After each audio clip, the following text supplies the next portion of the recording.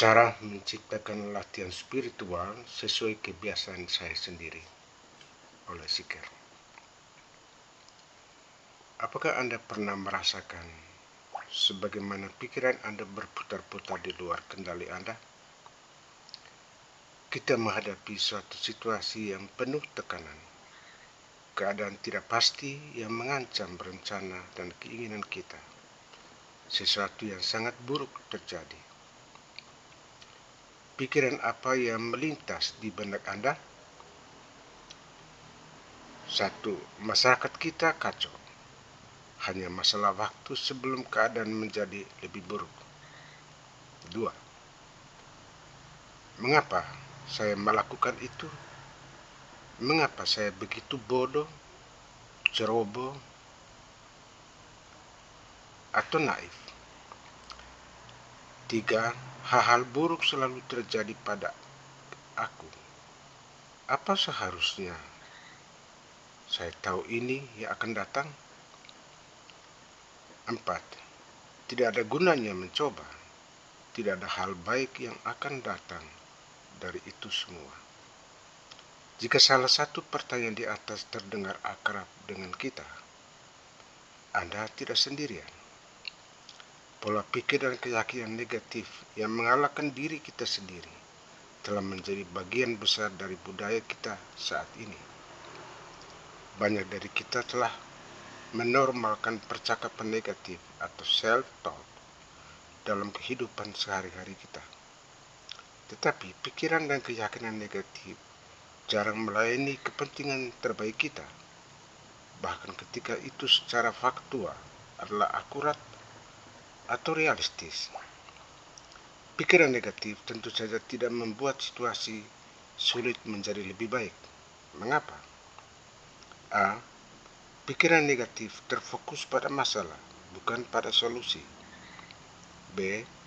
Pikiran negatif dapat menyebabkan sabotase diri tanpa disadari melalui kekuatan bias yang dikonfirmasi.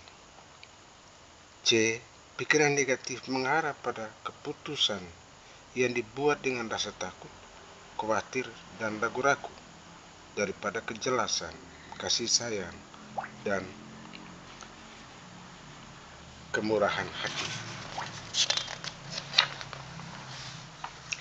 D. Pikiran negatif menghapus keberadaan kita saat ini, merayu kita dengan kekhawatiran tentang masa lalu, kedepresian, atau masa depan, kecemasan. E. Pikiran negatif membuat lebih sulit untuk melihat sudut pandang dan peluang positif dalam situasi apapun. Dan F. Pikiran negatif membuat ketagihan dan mudah terjebak dalam siklus yang beracun.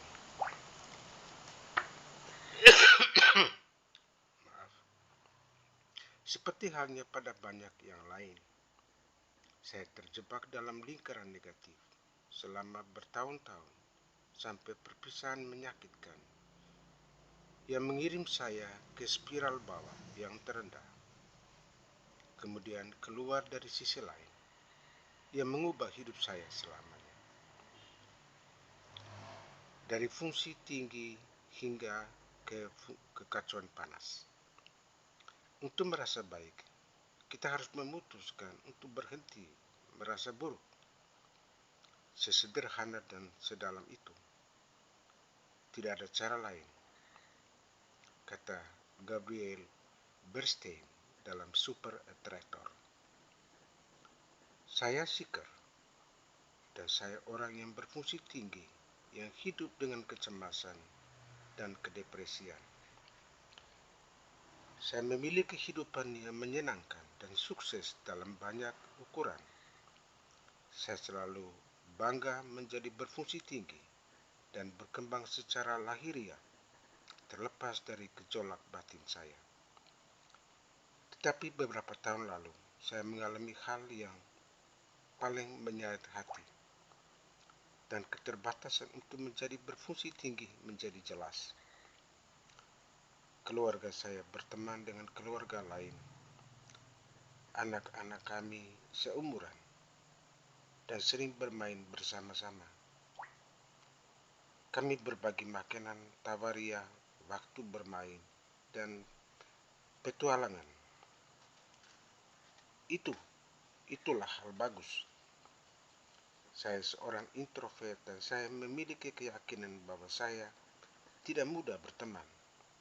Jadi persahabatan saya dengan teman lain terasa sangat berharga. Ketika pertengkaran besar di dalam keluarga kami terjadi, hal itu meningkat dengan cepat. Saya membuat beberapa kesalahan. Kami semua melakukannya. Kami bertindak karena takut, berusaha melindungi hati kami satu sama lain.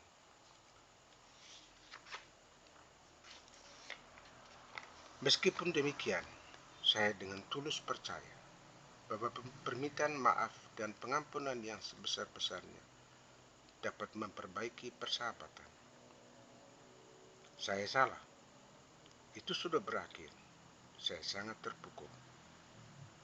Saya sangat ingin kembali ke masa lalu dan membuat pilihan berbeda.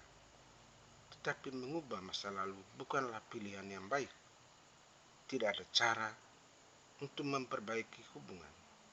Dan saya menolak untuk menerima kenyataan itu. Jadi saya menahan perasaan sedih dan menggantikannya dengan mengalahkan. Saya menyalahkan orang lain. Saya menyalahkan diri saya sendiri. Saya berkubang dalam raba-raba emosional yang menyalahkan dan perasaan menjadi korban. Pusaran pikiran negatif segera menjadi pernyataan negatif yang saya ulangi dengan keras. Ia secara tidak sengaja mendorong orang yang saya cintai ketika saya berjuang untuk mengendalikan dunia di sekitar saya. Setelah berbulan-bulan menderita, saya akhirnya mengakui bahwa saya perlu berubah. Saya perlu belajar bagaimana menciptakan kebahagiaan di dalam diri saya. Kebahagiaan yang akan bertahan, tidak peduli apa gelombang kehidupan yang akan membawanya. Inspirasi tiba di saat yang tepat. Masalah dalam hidup saya memberi saya pilihan. Kita dapat membiarkan itu mengambil alih, atau kita dapat membiarkan itu membantu kita berputar menuju kasih karunia. Kata Gabriele Bernstein dalam Super Attractor.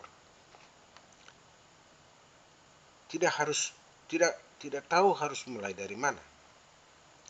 Saya memutuskan untuk mencari bantuan dari seorang terapis. Karena jadwalnya sibuk, saya hanya bersedia dengan program percontohan melalui telepon yang berpusat di sekitar terapi perilaku kognitif atau dikenal dengan CBT, Cognitive Behavioral Therapy. Akhirnya, pergantian peristiwa yang kebetulan yang mendorong saya ke jalan perhatian mental dan emosional yang sangat saya butuhkan.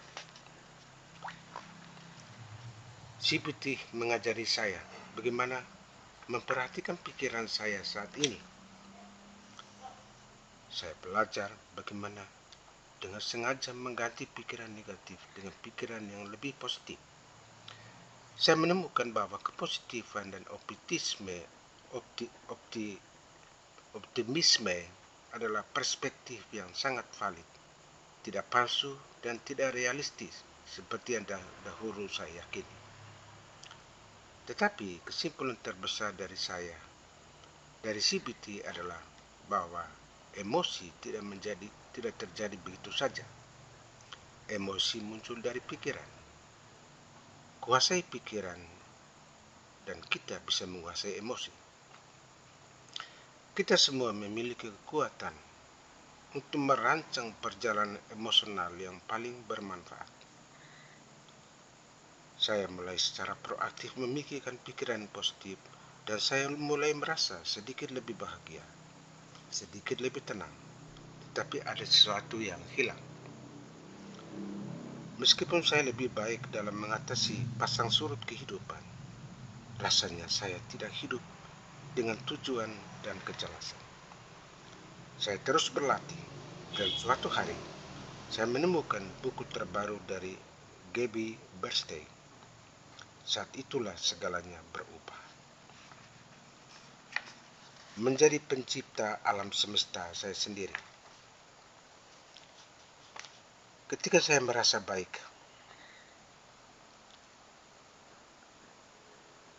kita mengenal Tuhan di dalam diri kita, kata Gabriele Bernstein dalam Super Iterator. Pada awalnya saya sangat skeptis terhadap rasa swadaya spiritual Gabby yang dimodifikasi. Tetapi saya memutuskan untuk melanjutkan dengan pikiran terbuka. Apa yang harus saya kehilangan? Walaupun CBT mengajari saya bahwa mengambil alih kendali pikiran akan meningkatkan kesejahteraan emosional, Gabby Bernstein melangkah lebih jauh. Dia berpendapat bahwa beralih ke emosi, perasaan baik membantu kita terhubung dengan kekuatan non-fisik yang lebih tinggi. Demi percobaan, saya memilih untuk menyebut kekuatan ini adalah kekuatan diri yang lebih tinggi. Saya mulai menggunakan mantra, afirmasi, dan meditasi untuk masuk ke dalam keadaan santai dan euforia beberapa kali dalam sehari. Tetapi merasa baik bukan lagi tujuan akhir saya. Merasa baik adalah alat yang bisa digunakan untuk merancang kehidupan yang memungkinkan diri yang lebih tinggi, melayani dan melakukan serta mendukung orang lain dengan sebaik-baiknya. Keyakinan spiritual saya mulai terbentuk, dan intuisi saya tumbuh lebih kuat setiap hari. Saya menyadari bahwa berbagi cerita dapat membantu orang lain untuk merancang latihan spiritual khusus yang akan membawa lebih banyak sukacita dan cinta kepada dunia. Terima kasih Anda telah mendengarkan video ini. Semoga bermanfaat. Jangan lupa subscribe dan komentar.